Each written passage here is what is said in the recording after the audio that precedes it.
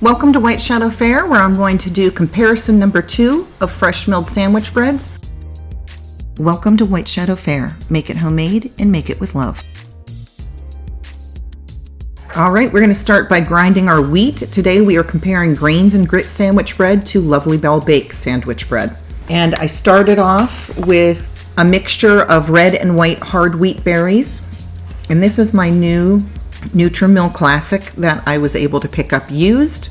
It works really great. So if you are looking for a wonderful grain mill, this is one I highly suggest. Now, I've made the grains and grit sandwich bread before, and it is fantastic. And I'm very excited to make Lovely Bell Bakes because I know so many people have said that it is their favorite sandwich bread. So as you can see here, this mills up a really fine, powdery, beautiful flour, and it is going to be just fantastic for both of these recipes.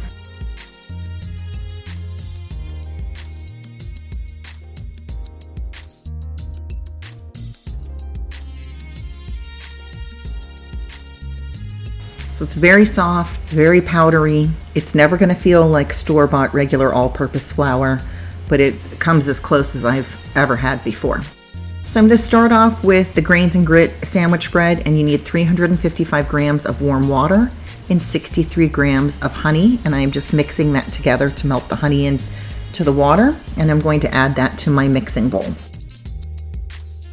Now I'm using my Bosch universal stand mixer, which is rather old, but they do sell them and it is still running wonderfully. So if I had to buy a new mixer, this is most likely what I would buy again. To this, we're going to add 470 grams of fresh milled flour. That's that 50% hard white, 50% red wheat berries that I just milled. And you're just going to mix this for a few seconds and let it hydrate. So put a cover on it, let it sit for about 30 minutes so that the bran and the flour has well hydrated, and that will make your bread much softer. So I'm going to do basically the same thing for the Lovely Bell Bake sandwich bread. 395 grams of warm water, 62 grams of honey, and 22 grams of cider vinegar. And then to this, we're going to add 528 grams of our fresh milled flour. And I'm doing this just in a bowl. This recipe also calls for 13 grams of vital wheat gluten and 11 grams of sunflower lecithin. And those are just to make your bread rise fuller and last a little bit longer. So I'm using just the end of my spatula to kind of get it all wet, and then I'm flipping my spatula over. And since it just needs to hydrate, I just really need to get most of that flour wet. And I'm going to put a cover on it. Once again, let it hydrate for 30 minutes. If you haven't already done so, I'd really appreciate it if you would subscribe to my channel and give this video a like. Add a comment below if you've ever made either of these recipes before and let me know what you think. So now we're getting back to the grains and grit sandwich bread, and I'm going to add 54 grams of olive oil. So this is after it has hydrated for that half hour. And it will take a good minute to get that olive oil mixed in. And then we're also going to add the yeast and the salt at this point in time. So we need 7 grams of salt and 12 grams of yeast.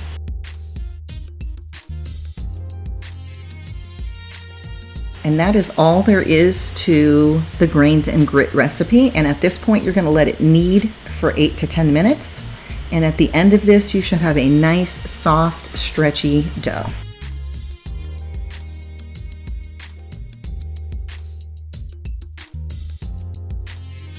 And here you can see that it is very stretchy, very soft, and that's how you know that you're done. I'm just going to remove the beaters here and then put the lid on and let it rest for 45 to 60 minutes. Now it's time for me to make the second half of the Lovely Bell Bake sandwich bread. So I'm going to start with 41 grams of olive oil, add that dough that was resting for 30 minutes into my mixer.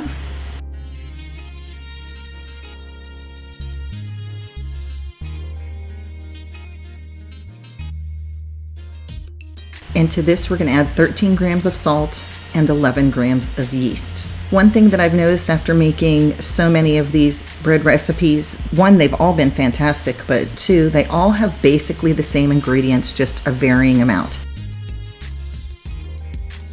Once again, knead for 8 to 10 minutes. You're looking for a nice, soft, stretchy dough. So here, Lovely Bell Bakes sandwich bread is done, and it's nice and stretchy. And I know that it is ready to rest and rise covered for the next 45 minutes to an hour. I'm just removing the beaters once again, and I'm going to give this time to relax. And once it's relaxed and risen, I'm going to go ahead and shape them both into a bread form and put them into a 9x5 prepared pan. And I'm just trying some different ways of doing my bread. I don't know. I can't quite figure it out. Maybe you have a way that always works for you. I keep watching other people and thinking, no, maybe that's what I should be doing. So I'm doing two different things here. They both worked fine. So I think that what I learned here is no matter how you shape it, it is pretty much going to work out.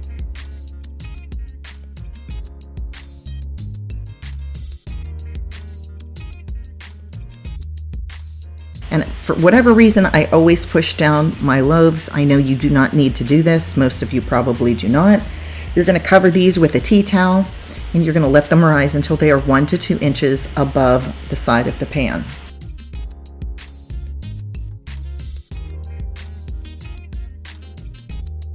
And so here you can see the grains and grit loaf has risen a little bit more than the Lovely Bell Bakes, but I worked on that one first. You're going to put these in a 350-degree oven and bake for 30 to 40 minutes. And you can see that the grains and grit recipe is very soft, fantastic.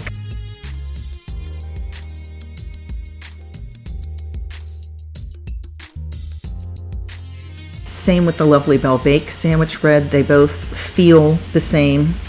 And as for the taste, they were identical to each other. I couldn't tell the difference. Nobody in my family could tell the difference.